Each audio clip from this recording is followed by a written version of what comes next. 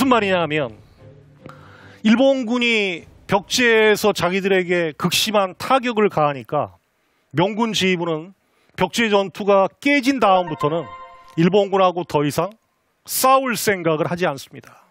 지금부터는 일본군을 전투가 아니라 협상을 통해서 한반도에서 몰아내야 되겠다. 바로 강화협상, 휴전협상을 내세우면서 명군은 전투를 중지하죠. 자, 그러면 누가 속이 뒤집어지겠습니까? 조선이 속이 뒤집어지죠. 징비록이라는 책을 보면 당시 영의정 유성룡은 벽제 전투에서 패한 다음에 개성에서 요양 중에 있던 이여송을 찾아가서 애원을 합니다. 장군, 한 번 깨졌다고 여기서 이렇게 머물지 마시고 빨리 전군을 동원해서 일본군을 나라 바깥으로 몰아내 주십시오. 처음에는 이여송이 숨을 돌린 다음에 그렇게 하겠다고 약속을 합니다. 그러나 이미 명나라 정부에서 지시가 내려와요. 이제 우리가 조선에게 이만하면 해줄 만큼 해줬다. 우리가 미쳤다고 일본하고 끝까지 싸워서 쓸데없이 병사들의 피해를 보고 군량이나 군수물자를 허비하겠는가. 휴전협상에 집중해라. 자, 이런 지침을 받은 이여송은 어느 날 유성룡이 또 찾아와서 전진해달라는 호소를 들었을 때 맨 모두에 들으신 것처럼 갑자기 돌변해서 유성룡의 무릎을 꿇리고 곤장을 치겠다고 길길이 뛰었던 거죠. 조선은 대국 군대에게 싸워달라고만 요구를 하지 필요한 군량이나 군수물자를 제때 안 대주면서 무슨 염치로 그러느냐. 이거 군법 집행감이다. 유성룡이 징비록에서 이렇게 썼어요. 나는 아무 말도 못하고 그저 눈물을 떨굴 수밖에 없었다. 왜 그랬을까요? 일본이라는 강적의 침략을 맞이해서 스스로 그것을 감당할 수 없어서 명군을 끌어들였는데 명나라가 조선의 말을 고지곳대로 들을 존재가 아니잖아요. 그 사람들이 한반도에 참전한 이유는 자기들의 전략 목표를 달성하기 위해서 참전한 것이지 조선을 위해서 일본군을 끝까지 물리쳐주겠다고 참전하는 게 아니란 말입니다. 바로 그 사실을 너무 절감을 하게 되니까 이 사람이 거기서 눈물밖에는 흘릴 게 없는 거죠. 그래서 마음속에 이런 생각을 했던 걸로 보입니다. 다음에 또 이 전쟁이 설사 끝나더라도 일본군이 또 쳐들어오면 그때도 또다시 명나라에게 원병을 요청할 것인가 생각해보니 답이 안 나오는 거죠. 그럼 어떻게 해야 됩니까? 우리 스스로가 자강을 할 수밖에 없는 거예요. 그래서 그가 훗날 징비록이라는 책, 과거를 징계해서 미래를 대비한다라는 내용으로 임진왜란의 체험을 징비록으로 남긴 이유는 제가 보기에는 바로 벽제전투 패전 이후 이여송에게 이 곤장 맞을 뻔했던 그 쓰라린 기억이 기본적인 토대가 되었다고 저는 생각을 합니다. 자, 그런데 이 일본하고 명나라의 협상은 순탄하게 진행될 수가 없었어요. 명나라는 이렇게 주장을 해요. 너희가 조선에서 완전히 물러가면 일본의 도요토미 히데요시를 일본 국왕으로 책봉해 주겠다. 임명해 주겠다. 요거 고작 하나예요. 명나라는 뭐냐 하면 자기들이 대국이니까 저 오랑캐 섬나라 일본을 책봉해 주는 것만으로도 일본이 감격해야 된다고 생각을 한 거죠. 반면 일본은 어떻게 얘기했냐. 우리가 평양 전투에서는 졌지만 임진왜란 이후 전체 전쟁에서는 우리가 이긴 승전국이다. 그런데 어떻게 우리가 그냥 조선에서 물러갈 수 있겠느냐. 우리 군대를 조선에서 물러가게 하려면 명나라가 적어도 서너 가지의 조건은 들어줘야 된다. 여러분 들어보시죠. 황당합니다. 첫째, 명나라 황제의 딸을 일본 천황의 후궁으로 줄 것. 둘째, 조선 팔도 가운데 경기도, 경상도, 충청도, 전라도를 일본 영토로 떼어줄 것. 여러분 조선 팔도 가운데 이거 4개 떼고 나면 뭐가 남습니까? 셋째, 조선에서 일본군이 철수하면 조선이 왕자 1명과 대신 1명을 감사 사절 겸 인질로 일본에 보낼 것. 쳐들어와서 피해를 준 가해자가 피해자에게 감사사절을 보내라. 이거 황당한 얘기죠. 근데 마지막이 뭐냐? 명나라가 전쟁 한참 전에 일방적으로 중단시킨 무역을 재개해 줄 것. 이런 양자의 조건을 비교해 보면 이 협상이 성공하겠습니까? 안 하겠습니까? 할 수가 없는 거죠.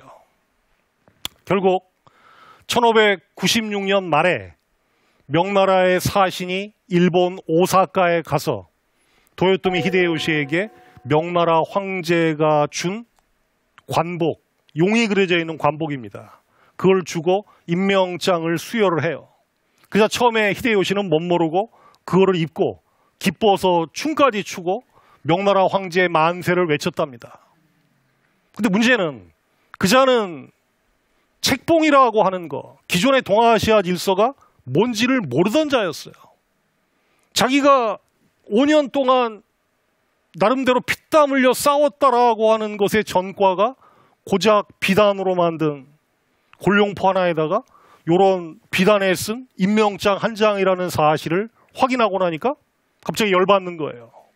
그래서 다시 이듬해인 1597년에 조선에 대한 재침을 명령하면서 일어났던 전쟁이 뭐가 되는 겁니까? 유명한 정유재란이라고 하는 것이 되는 거죠. 자, 조선은 명나라가 일본하고 강화 협상을 할 때부터 격렬하게 반발을 했어요.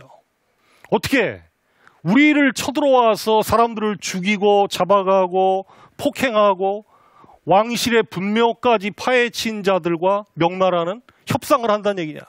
일본은 만세불공의 원수다. 이 말은 뭐냐면 영원히 같은 하늘을 쳐다보고 살 수 없는 원수라는 생각을 가지고 있었어요. 근데 명나라가 그런 원수와 협상을 하겠다는 거 아닙니까?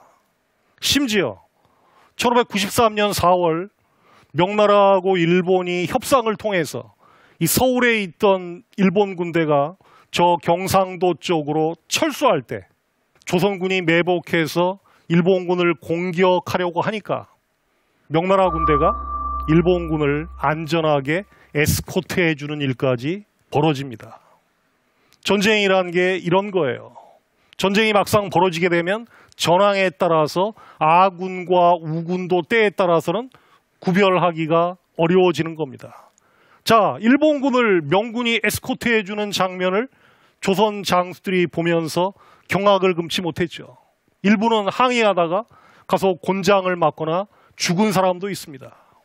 이 임진왜란을 통해서 조선과 명이 기존의 우호 관계 때문에 명군이 참전해서 임진왜란을 극복하는데 명군이 절대적인 영향을 끼친 거는 사실이지만 조선은 바로 이 국제 질서가 얼마나 냉엄하다라고 하는 사실을 너무너무 뼈저리게 깨달았던 겁니다.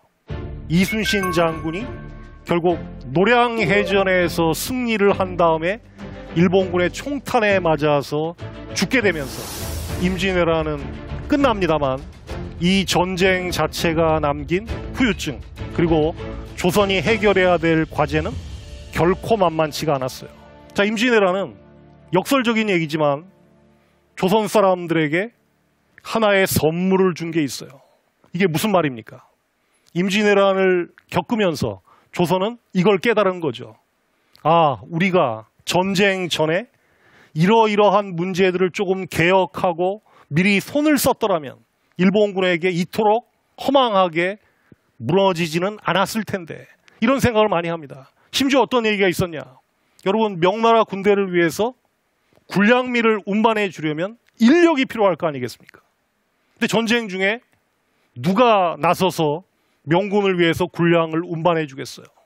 그때 어떤 지식인이 이런 제안을 해요.